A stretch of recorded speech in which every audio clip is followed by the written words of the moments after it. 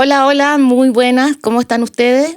Bueno, nuevamente en nuestro podcast, llegando a las casas con estas temáticas que nos interesan a todos y en esta área que tiene que ver con la salud de la población. O sea, ustedes saben que la Fundación Valor de Mujer, mi nombre es Viviana Cornejo, y la Fundación siempre está muy preocupada del cuidado de los cuidadores, del autocuidado, y por lo tanto a nosotros nos interesa mucho tener estas conversaciones a través del podcast El Arte de Cuidar, donde hemos invitado a varias fundaciones a que nos cuenten su historia, a que podamos tener un tema de conversación al interior de la familia respecto a estas temáticas que son vigentes y que están súper todos los días y además que tienen relación con todas nuestras familias porque a todos de alguna manera nos toca el tema que vamos a tratar hoy día. Bueno, siguiendo con el hilo conductor del programa anterior, continuamos en la segunda parte con la Corporación Esperanza y tenemos dos lindas invitadas que estamos felices de que hayan venido y que hayan querido conversar con nosotros. Tenemos a Patricia Camus. Hola, muy buenos días, tardes, bienvenida. Psicóloga y que trabaja en el área de prevención de la Corporación Esperanza. Y a Ana Carolina Encina, que también es psicóloga. Muchas gracias, Carolina, por venir. Gracias a usted por la invitación. Y bueno, y vamos a conversar de distintas temáticas, pero vamos a empezar este podcast hablando del tema de la prevención. Cuando tuvimos reuniones antes de comenzar y ya concretar el tema de la visita de Carolina y Patricia, pasaba que me comentaban de que había un tema con el consumo temprano de los adolescentes o del consumo temprano en la sociedad que hoy día está preocupando bastante, producto de que tengo entendido, corríjanme ustedes, que comenzamos muy temprano los adolescentes a consumir drogas y alcohol. Y estábamos hablando de esa temática y quería preguntarles a ustedes, más o menos en promedio, ¿a qué edad hoy día los jóvenes comienzan a consumir alcohol? Bueno, hoy día las estadísticas de Senda, Senda lanzó el último estudio en población escolar, que salió ahora en el 2025, los últimos resultados, nos habla que el consumo se inicia alrededor de los 14 años. Obviamente ese es un promedio entre las distintas sustancias, por lo tanto hay algunas que comienzan mucho antes y otras un poco después, pero eso habla de una precocidad en el consumo. ¿Ya? O sea, hablamos de un consumo precoz y de alto riesgo bajo los 15 años, entendiendo que hasta los 25 años ojalá el cerebro debería estar indemne, ¿ya? Por un tema de maduración cerebral. Sin embargo, hoy día tenemos un consumo muy temprano en nuestros escolares y eso, por supuesto, va acompañado de una serie de riesgos que se desconocen muchas veces, ¿ya? O sea, desde la neurociencia hoy día hay muchos datos, investigaciones que nos están hablando de que el consumo precoz, digamos, de sustancias se relaciona con mayor probabilidad de, por ejemplo, generar trastornos problemáticos de consumo en la adultez, consumo problemático, abuso, adicción, ¿ya?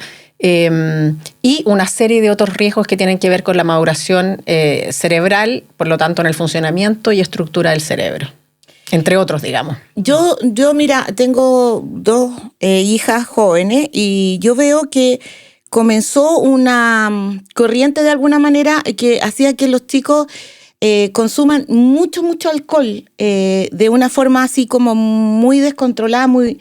Como ustedes me decían hace un poquito rato, así como pegarse un atracón de trago, ¿cierto? Entonces, al final, muy temprano ya están casi en una situación de intoxicación, ¿no? Exactamente. Bueno, antes de contestar tu pregunta, creo que es importante encuadrar claramente qué son las drogas. Claro. Porque si vamos a hablar de drogas, hablemos qué son y por supuesto. Y eduquemos a las personas en el sentido que las drogas son cualquier sustancia química o natural que al ingresar a nuestro cuerpo altera nuestro sistema nervioso central. Perfecto. ¿Cierto? La percepción, los sentidos, mi cognición, mis pensamientos, mis emociones, qué sé yo. Es una alteración completa, ¿no es cierto? Y el alcohol, generalmente la gente como que separa el alcohol porque es legal. Ya, Pero, claro. no, es una droga, ¿sí? Igual que el tabaco, es una droga. Y genera dependencia. Y genera dependencia. Claro, el tabaco, por ejemplo, no genera problemas psiquiátricos asociados, ¿no? Como sustancia, pero sí genera dependencia. Claro que sí. ¿Sí? Sí, sí. Y daño físico. Y daño físico. Y yo creo que es importante lo que dice Patricia, sí. porque finalmente, bueno, nosotros incluso tratamos de usar el concepto de alcohol y otras drogas. Perfecto. ¿Ya? Sí, Nosotros sí. no hablamos de alcohol y drogas, sino que hablamos de alcohol y otras drogas, entendiendo esta primera como concepto básico que tiene que ver con que cada vez que nos relacionamos, porque además de afectar nuestro sistema nervioso central, el poder que tienen las drogas es de generar adicción. Cualquiera sea, Claro. ya sea legal, sea ilegal, de origen natural, de origen sintético, todas ellas tienen la capacidad de generar trastornos por adicción. ¿Ya? Entonces, o generar dependencia en el fondo. Claro. Entonces es súper importante lo que plantea Patricia, porque es una primera forma de cómo vamos generando también esta psicoeducación, entendiendo que eso no quiere decir que no se pueda uno relacionar con esas sustancias. Efectivamente, cuando uno es adulto, mayor de edad, etcétera, y cuando nos relacionamos con drogas legales, efectivamente pudiera llegar a existir en algún momento un consumo responsable, por ejemplo, en momentos de la vida. Sin embargo, tenemos que tener claro que cuando nos relacionamos con esas sustancias siempre existe un riesgo, ¿ya? Por supuesto. Y que esta sustancia, independientemente de la relación, como dice la Carola, que uno pueda tener, esto te puede gatillar esta adicción o este consumo problemático en cualquier etapa de tu vida. Quizás nunca tomaste alcohol antes de los 18 años en tu vida juvenil o adolescencia, o en la universidad no tomaste alcohol, pero tuviste algún trauma, algún hecho significativo que te marcó de manera importante, y mi relación con la sustancia pasa por ahí y puedo llegar a desarrollar una adicción, un consumo problemático importante. Y con respecto a lo que tú decías de tus hijas, que de repente fue como el boom y donde los cabros cantan, este farol no prende, claro, no sé qué, nada, y se toman la cuestión.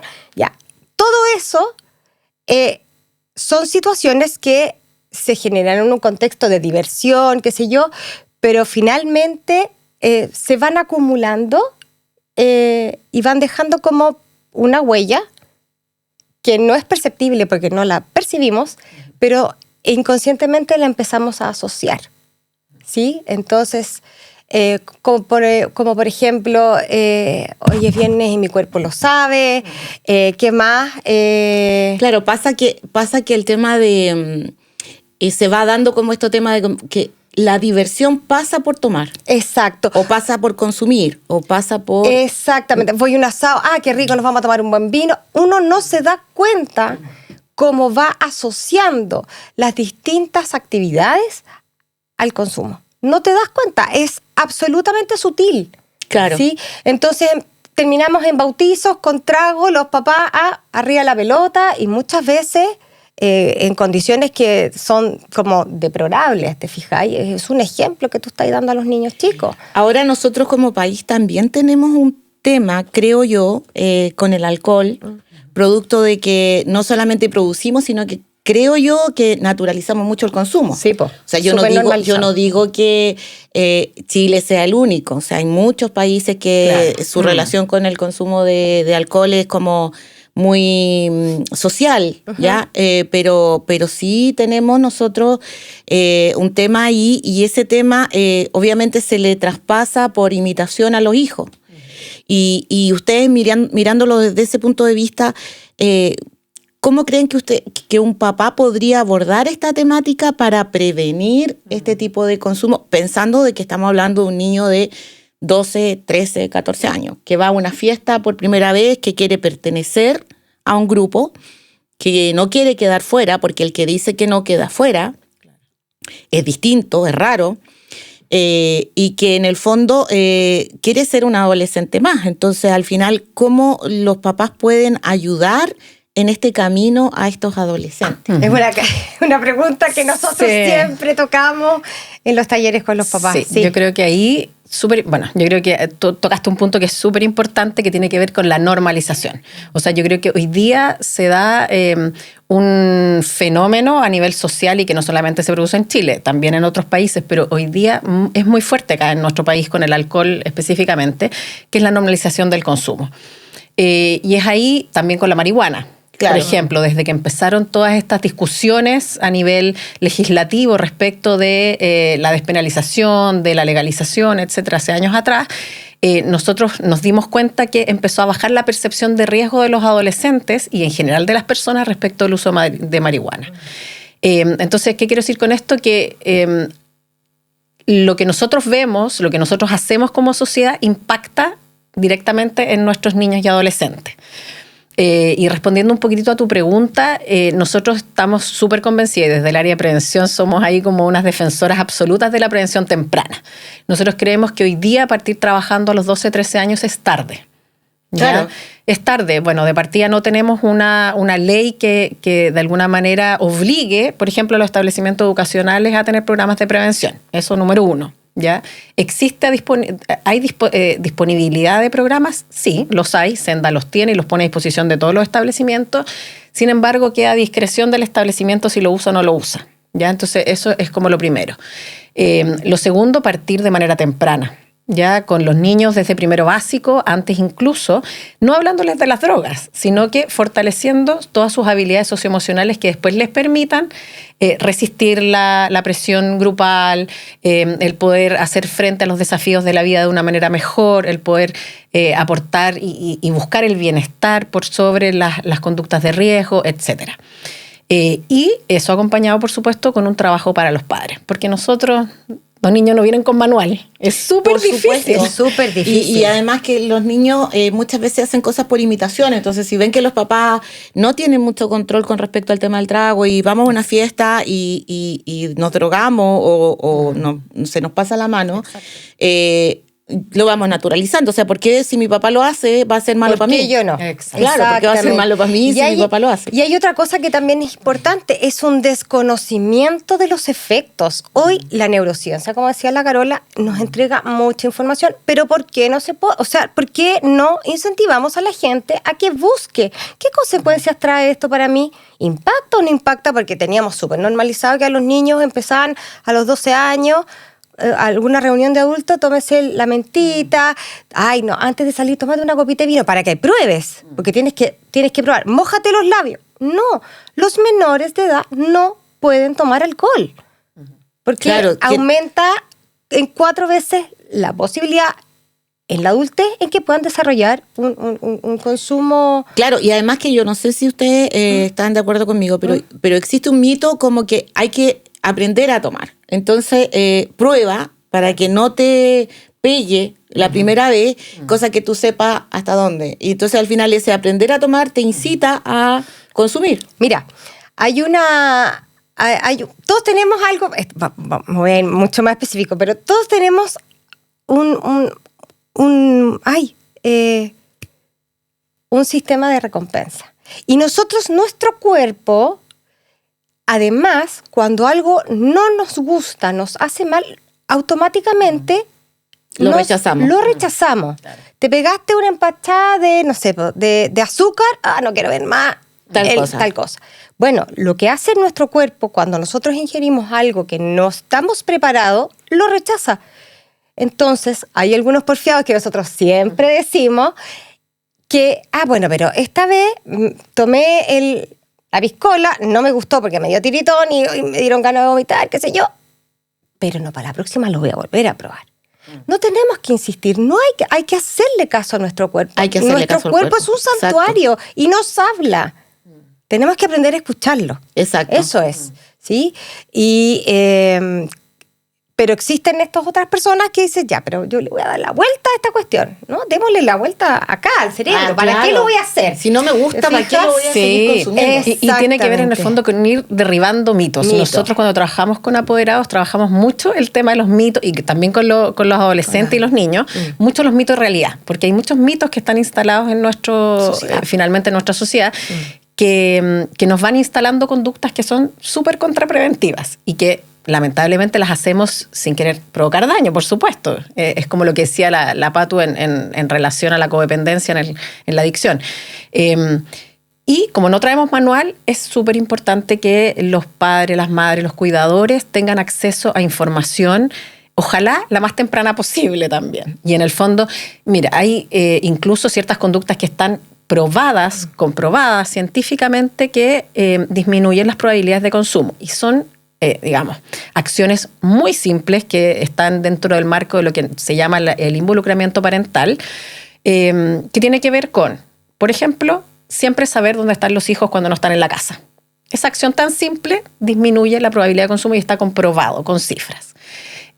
Conocer a los amigos más cercanos de los hijos y estar involucrado en la vida escolar de los niños, niñas y adolescentes está demostrado que impacta. ¿Ya? Entonces, de repente cuando nosotros hacemos talleres o intervenciones con los apoderados, el solo hecho de irles mostrando estas acciones, el irles también contando, por ejemplo, cómo podemos cuidar. O sea, el otro día justo tuvimos una charla con unos apoderados donde nos preguntábamos y les preguntábamos, ¿cuidamos nuestro cerebro igual como cuidamos otros órganos de nuestro cuerpo? Cuando llevamos los niños al doctor, por ejemplo, al control sano, qué sé yo, ¿miramos o nos preocupamos de la salud cerebral o nos preocupamos cuando ya aparece un problema de aprendizaje, un problema en el lenguaje, etcétera?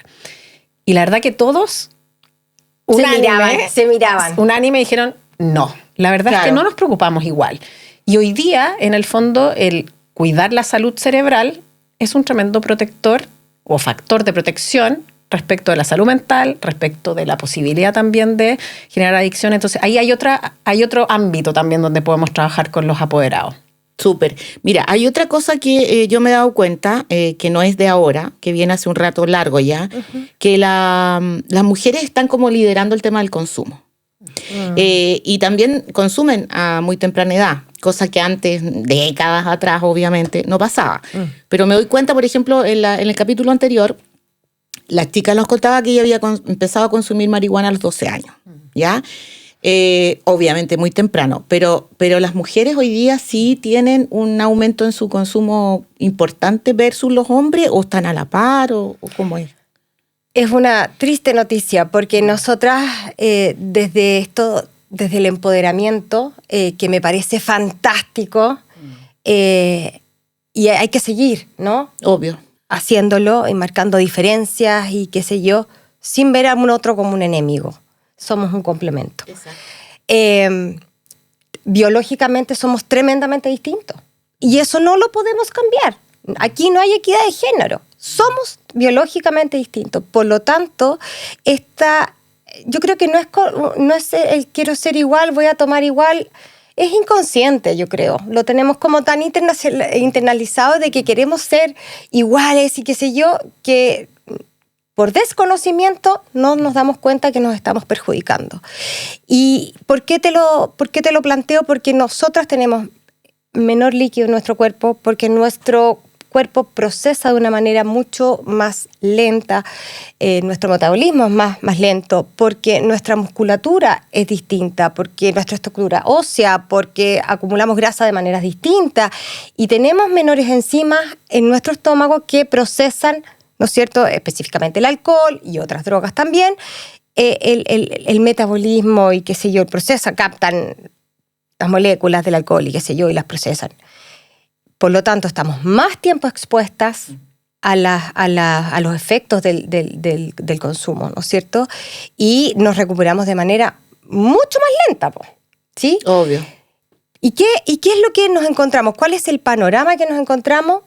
Hay menos disponibilidad de centros de rehabilitación porque las mujeres nos quedamos calladas. No, es muy mal visto que una mujer tenga problemas de consumo, ¿no? Entonces estamos castigadas socialmente porque las mujeres durante muchos años en un silencio, un consumo silencioso. Y cuando ya perdiste marido, familia, hijos, recién ahí vas y pides ayuda. Llegamos tarde, hay pocos centros porque el proceso de rehabilitación de una mujer, de un hombre es distinto, ¿sí? Y me falta algo que creo que... Bueno, lo que sí, por lo menos en nuestros centros llegamos más tarde y llega mucho más solas lo también. que sí, llegan más solas a la rehabilitación, pero el gran diferenciador entre hombres y mujeres, que nosotros lo hemos visto en nuestros centros de rehabilitación, es que las mujeres, el 70% se rehabilita y se mantiene en este tiempo de rehabilitación. O sea, hay versus mayor los hombres. éxito en el tratamiento. ¿Y eso por qué? ¿Qué nos llega ahí? La familia, los hijos, claro, el cuidado, ¿no? Las mujeres llegamos solas a los centros de rehabilitación. Cuando perdimos todo, los hombres llegan muy acompañados. Entonces, pero es grave. O sea, si bien hay un 70% de mujeres que logran, que está perfecto, pero la posibilidad de poder entrar a un centro es muy baja. O sea, nosotros teníamos el número, era uno de cada 10 hombres entraba a un centro de rehabilitación y las mujeres era... No me quiero equivocar. Lo que pasa es que, claro, a nivel mundial, o sea, la verdad es que la proporción es mucho más baja y claro, como decía la Patu, tiene mucho que ver no solamente con la disponibilidad de centros ya especializados, sino que también tiene que ver con todas las dificultades que tiene una mujer para finalmente llegar a un centro de tratamiento. O sea, tiene mucho más trabas. Usualmente también nosotros vemos un consumo mucho más oculto, claro, ya por el estigma social más castigador hacia las mujeres, desgraciadamente. Entonces, retomando un poquitito como el consumo en las adolescentes, hoy día es un tema súper preocupante. Y es algo que también, bueno, se está mirando a nivel mundial, pero en Chile por lo menos eso ya es evidente, porque la última encuesta de Senda también lo muestra, donde las escolares mujeres están consumiendo en algunas sustancias más incluso que los hombres, tienen mayores prevalencias. Entonces ahí es donde también está esta otra, y por eso tan importante el tener esta posibilidad de conversar, de llegar a otras personas y poder ir con este mensaje de mirar este fenómeno que se ha llamado hoy día incluso a nivel mundial la feminización del consumo, donde hemos ido las mujeres aumentando estos patrones y donde tenemos que intervenir de manera temprana porque es súper preocupante, obvio, por el riesgo y por el riesgo, el deterioro, digamos. Miren, vamos a seguir conversando, pero antes de eso quería hacer una pausa comercial. Nosotros tenemos un auspiciador maravilloso que es Ben & Frank, es una óptica mexicana, una tienda que tiene varios locales a nivel Santiago y en Valparaíso, en casi todos los malls. Y ellos nos auspician con unos lentes maravillosos ópticos que ustedes pueden retirar en cualquiera de las tiendas, así que les doy... ¡Oh, muchísimas gracias! ¡Qué buen regalo! Muchas gracias a los auspiciadores. Maravilloso regalo. Sí, porque además...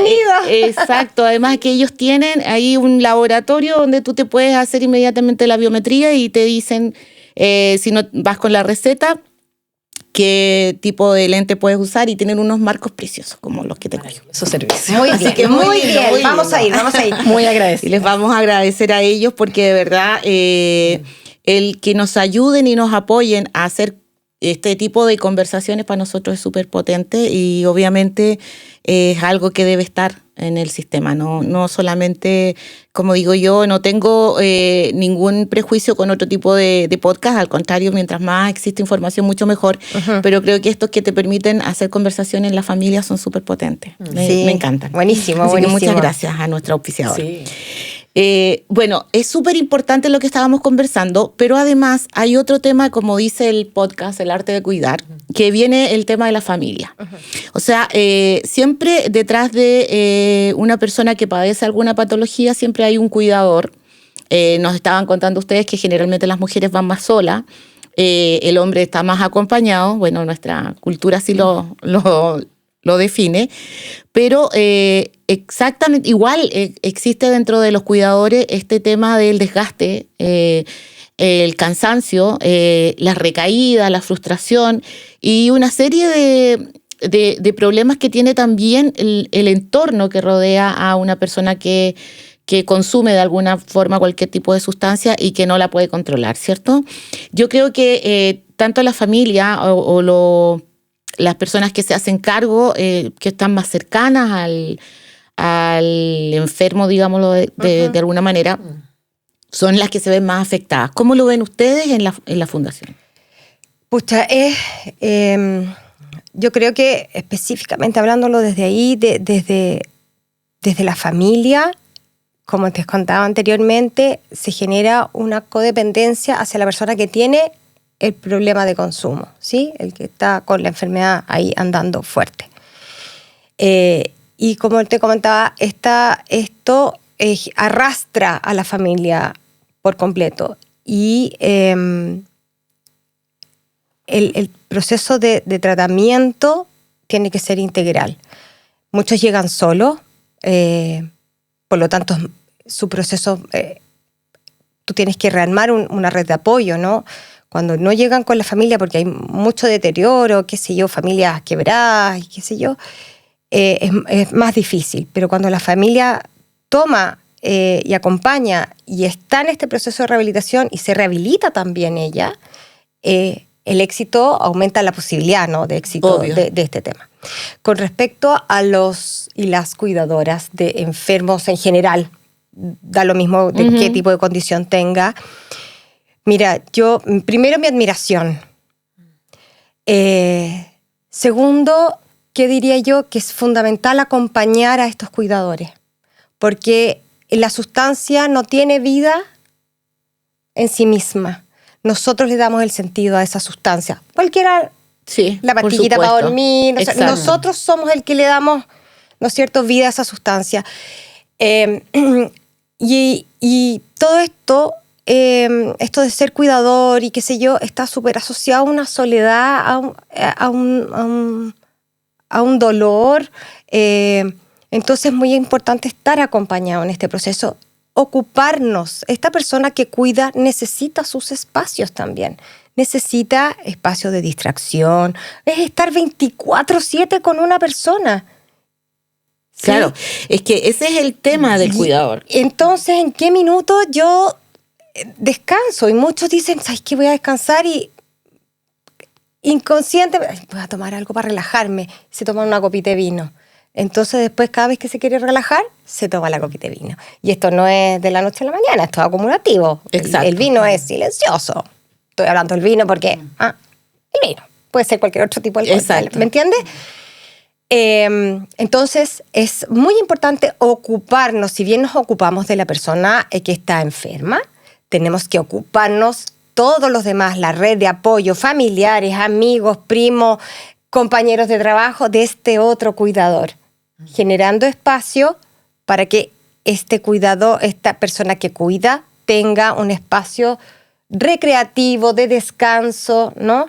Claro, que lo que nosotros siempre hablamos, porque pasa de que la persona que cuida, es que en este punto específico del alcohol y las drogas, yo creo que viene una historia de arrastre muy compleja. O sea, cuando ya tú llegas a un centro, tú ya vienes con un daño, tú ya vienes con una complicación, como tú dices muy bien, muchas familias fracturadas, hijos con muchos daños también, cuando ven que los papás tienen algún problema de adicción, pero también los papás entre ellos, cuando tienen un hijo con algún tema de droga, yo creo que también se van como cuestionando, culpando. ¿Qué hice mal? ¿Qué me equivoqué? ¿Qué hice mal? ¿Qué no hice? Exacto.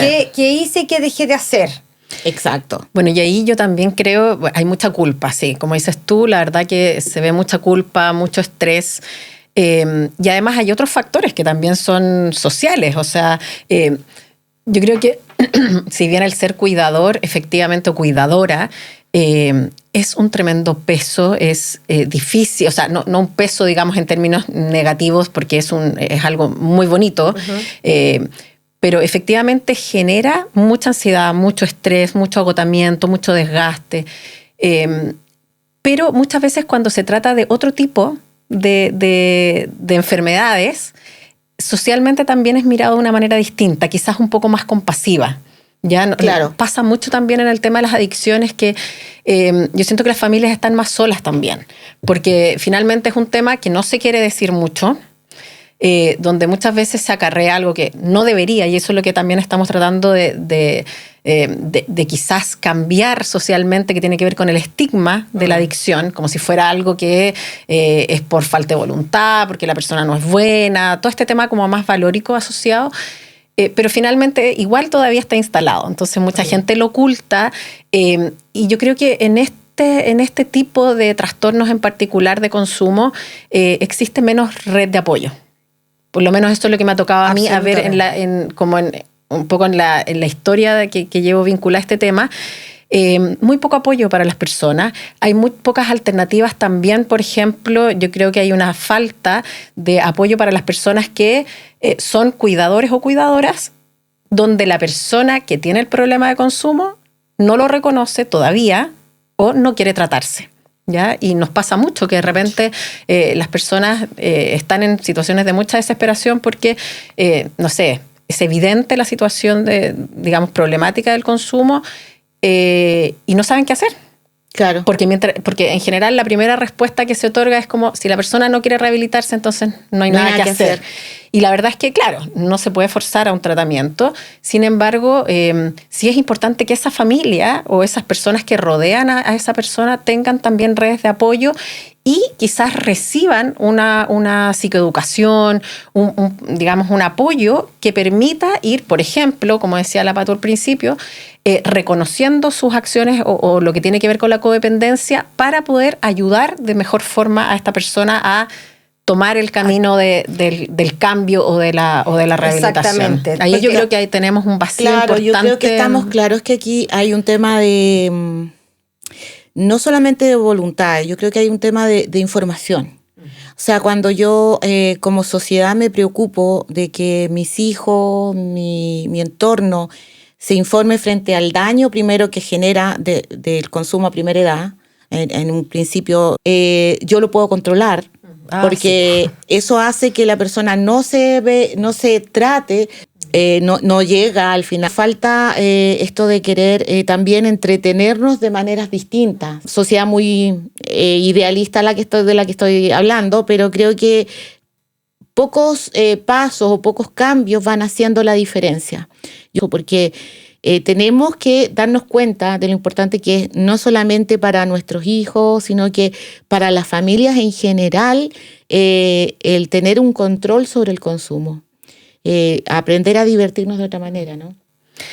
Y ahí yo sigo haciendo el énfasis que es tan importante la prevención temprana. Nosotros incluso decimos, o sea, cuando uno ya llega a rehabilitación hay muchas cosas que se han perdido. Exacto. Ya no solamente para la persona que siempre decimos, o sea, la mirada no es prevenir las adicciones. Hoy día la mirada es prevenir antes de la adicción, el consumo problemático. Exacto. ¿Ya? Que hoy normalizar cosas que no son normales. Si bien, por ejemplo, el consumo de tabaco a la gente dejó de fumar y todos respetan y qué sé yo, pero ¿qué pasa con la marihuana? Claro. Esto pasa porque no en nuestra sociedad, en nuestros alumnos, digo yo, en todos nuestros con ideaciones suicidas, eso está viejo. Leamos. Genera, exacto, informémonos. Cruzamos los números y cruzación altísimo. ¿Y qué está pasando? Estamos pensantes que necesitamos conexión con el facilitador. Por supuesto, todo en su justa medida es bueno y es positivo. Por supuesto que sí. El buen uso. El buen uso, ¿no? La idea también es no agobiarlo. Estoy muy agradecida, chiquillas, son maravillosas. Gracias a ustedes. Me encantaría de algún modo un mensaje a las familias que nos miran. Queremos que estas conversaciones sean conversaciones de casa, estas charlas tempranas de prevención y superarse. Creo que nosotros, como todo el resto que necesita, hay algo que no podemos. Un montón. Muchas gracias por vernos, muchas gracias por seguirnos, estar siempre con conversaciones interesantes.